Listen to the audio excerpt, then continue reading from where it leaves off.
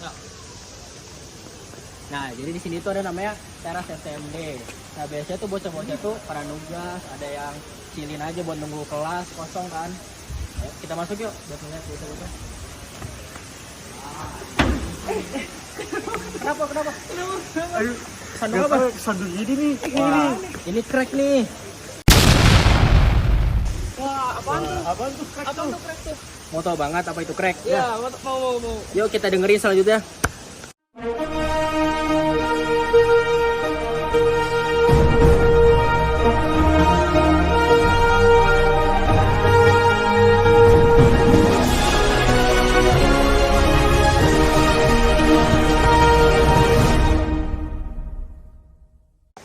Nah, kalian udah lihat kan tadi ada temenku yang jatuh nggak di tangga gara-gara ada suatu retakan kecil yang membuat si tangga tersebut jadi rapuh. Nah, itu tuh disebut crack, teman-teman. Tapi sebelum kita membahas crack, ada loh ilmu yang namanya mekanika retakan. Contohnya nih, kalian bisa lihat nih.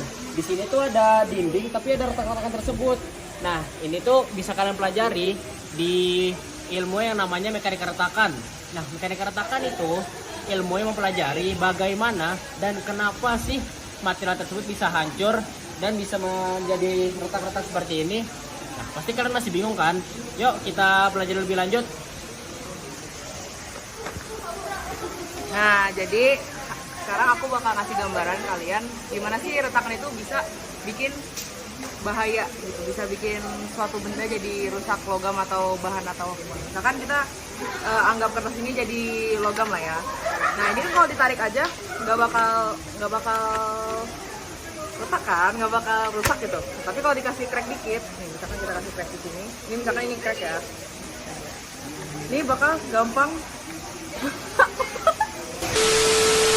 Nah, ini kan kalau misalkan ditarik aja tanpa ada crack apapun nggak bakal robek kan guys. Nah, tapi kalau misalkan ada crack dikit aja di ujung,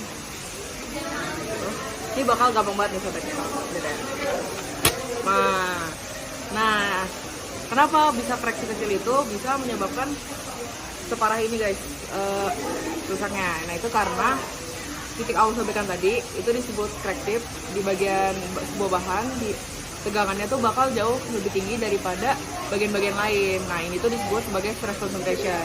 Karena tegangan lokalnya itu bisa melebihi kekuatan bahan, makanya crack itu bisa melebar. Nah, BTW, fun fact banget, ini yang tadi aku contohin itu namanya ice crack. Nah, crack itu ada tipe-tipenya lagi guys. Selain ice crack itu ada surface crack dan ada true thickness crack. Nah, ini contohnya.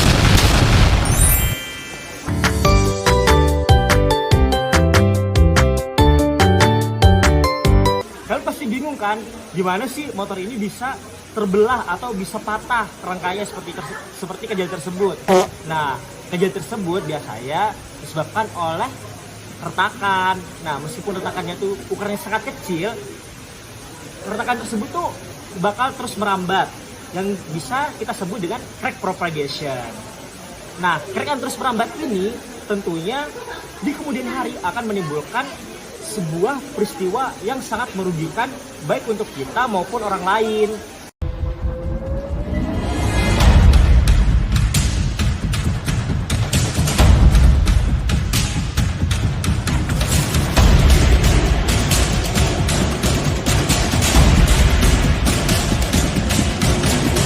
Nah, udah lihat kan videonya tadi, ada suatu bangunan yang besar bisa hancur disebabkan oleh suatu crack kecil mungkin di bawahnya.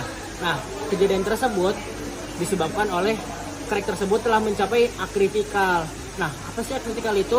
Jadi, bahasa mudahnya akritikal tersebut merupakan suatu batasan atau suatu titik sebelum material tersebut menjadi failure atau material tersebut menjadi rusak.